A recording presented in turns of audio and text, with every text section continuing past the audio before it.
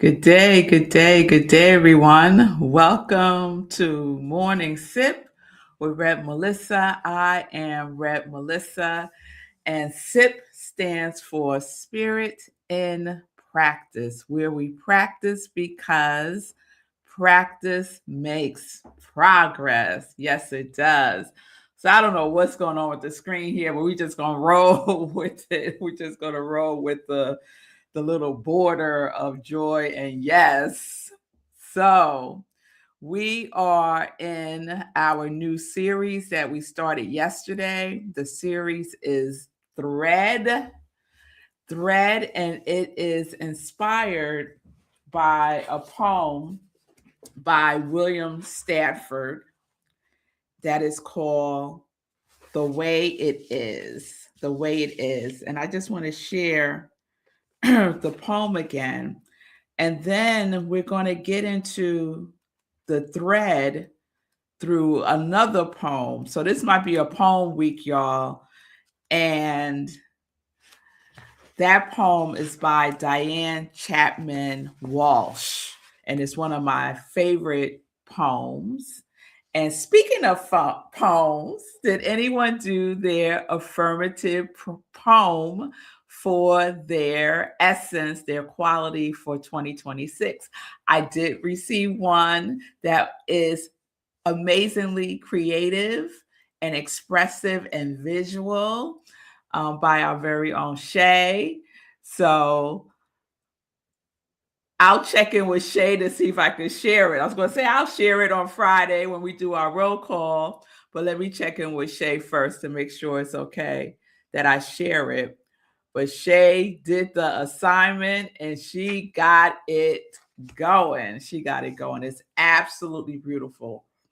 So how are you doing? How are you doing with your affirmative poem that we talked about last week? So let me share again the poem, The Way It Is by William Stafford. There's a thread you follow. It goes among things change. It goes among things that change.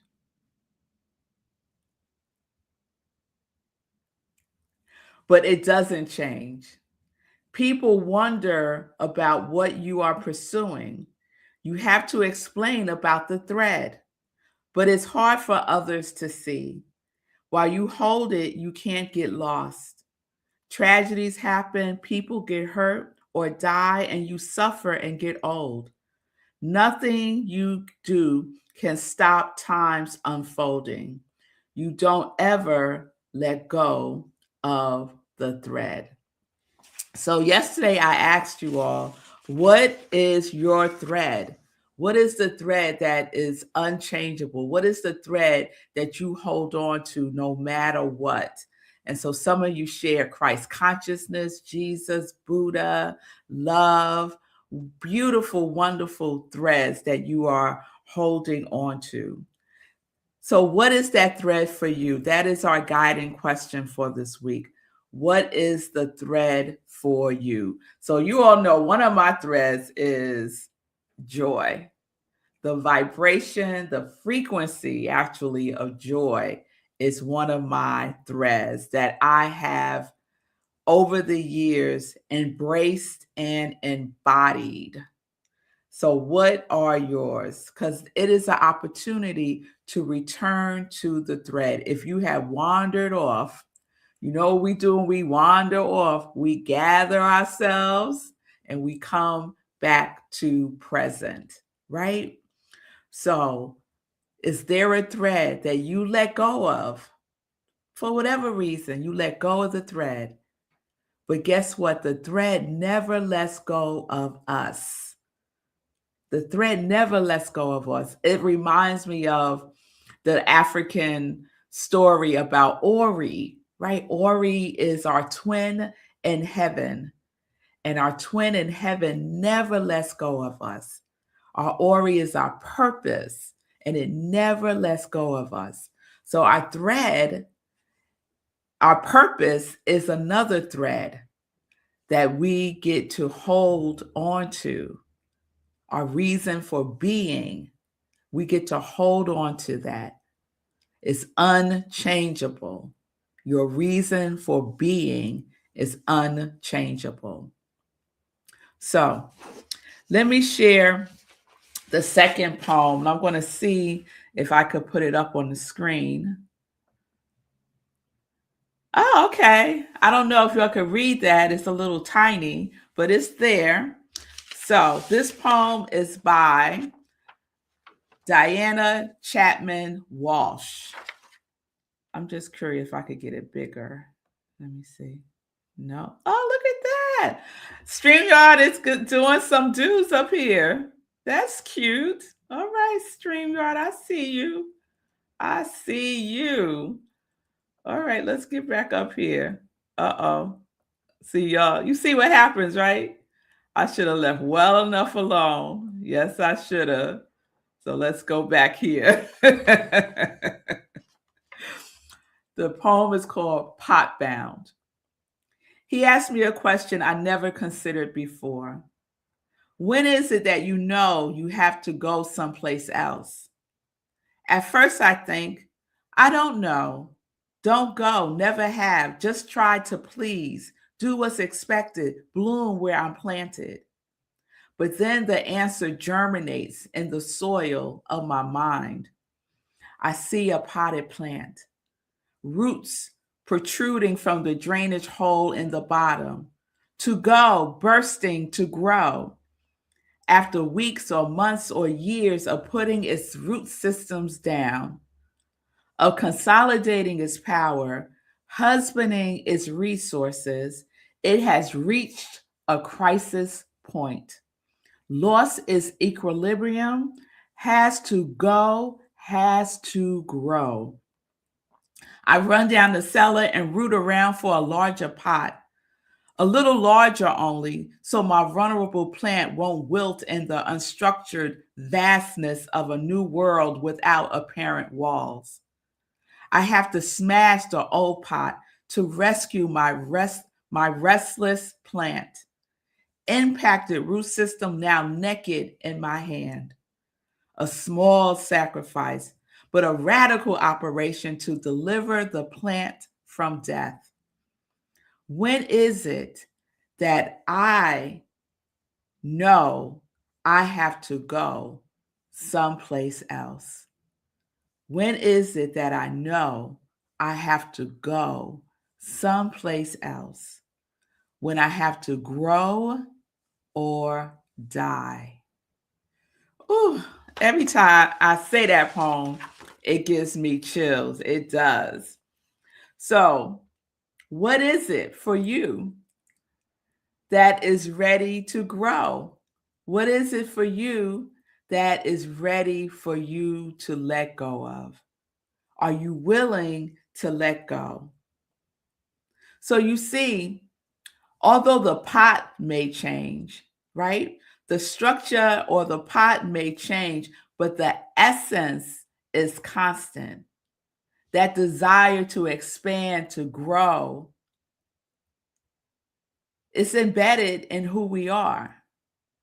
And it doesn't change. It doesn't change. So, what is it that you have outgrown that it is time to let go so that there is space for you to grow? So, get that larger pot, not too large, right? In the poem, it was like, don't get a pot that's too big because the vulnerable plant you don't want it to wilt in the unstructured vastness of a new world without apparent walls. So we're just getting something a little bigger, right? Just a little bigger. We're taking a baby step and we're letting go that which we have outgrown. Don't hold on to the things that you have outgrown. The things we have outgrown is not the thread. Some folks are not clear about what the thread is. So get centered in your thread and be clear about what it is you have outgrown. That which you have outgrown is not the thread. Example is people shared yesterday that a thread for them is Christ consciousness, love consciousness. That doesn't change. That doesn't change. So that is a thread. So what have you outgrown? What is ready? What is ready for its new pot? What is ready for its new pot in your life?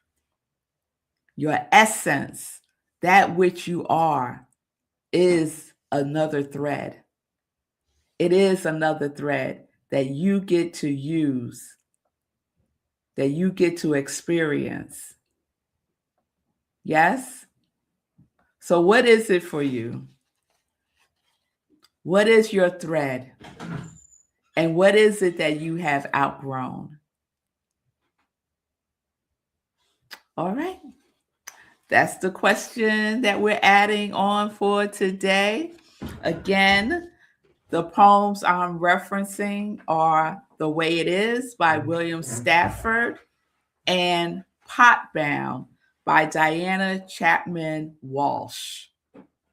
Amazing. You could really just sit with both of these pieces and maybe pull out a line or two and just ask for inner guidance and write about it and see what is there for you. You may uncover your thread.